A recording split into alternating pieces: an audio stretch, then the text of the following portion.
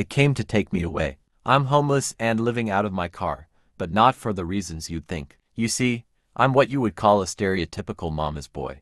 Never had any girlfriends, not many friends either. I was an only child who spent all my time clinging to my mother. I didn't have a dad, but my mom made up for it. When she wasn't working, she spent all of her time with me, taking me to the movies, playing video games together. She was my entire world, the only person I needed. Unfortunately for me, this piece would all come crashing down. In my early 20s, my mom started getting sick. I tried so hard to take care of her and prayed every single day. But things only got worse and the cancer would quickly take her life. Now without hope and all alone, I spiraled into a deep depression. House notes, bills, it all rested on my shoulders now. It was safe to say that I was a deer in the headlights. I had no social skills and no relatives who were willing to help. Before I knew it, I was living in a house with no lights or running water. I was in the worst situation of my life and ended up in a dark place. To keep from falling into drugs or something even worse, I had to leave. One day,